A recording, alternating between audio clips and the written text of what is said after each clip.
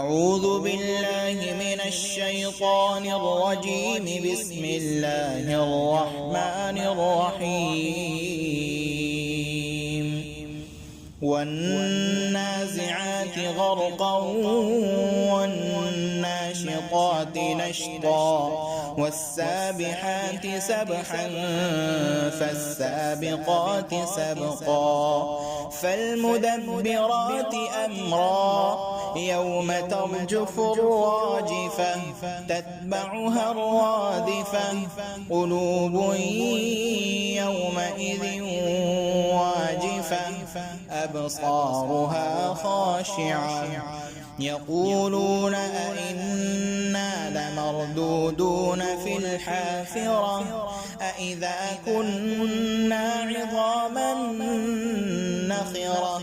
قالوا تلك إذا كرة خاسرة فإنما هي زجرة واحدة فإذا هم بالساهرة. هل أتاك حديث موسى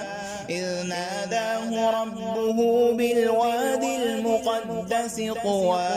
اذهب إلى فرعون إنه طغى فقل هل لك إلى أن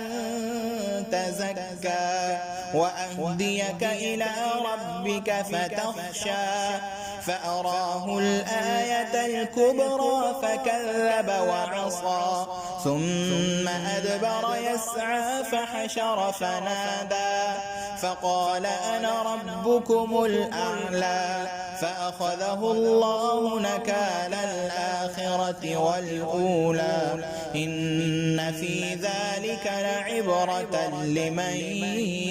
يخشى. أأنتم أشد خلقا أم السماء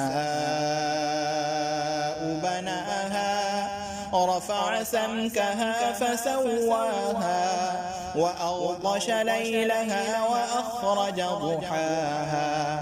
والأرض بعد ذلك دحاها أخرج منها ماءها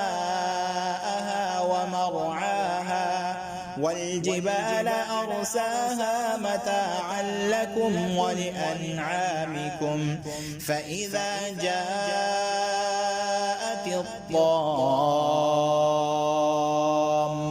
الكبرى يوم يتذكر الإنسان ما سعى وبرزت الجحيم لمن يرى فأما من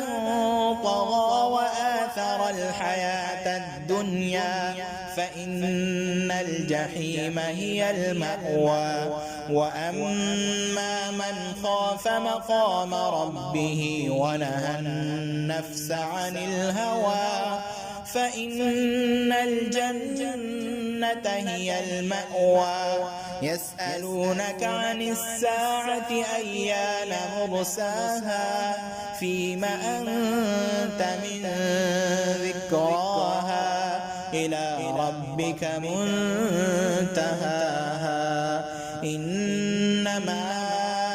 أنت منذر من يخشاها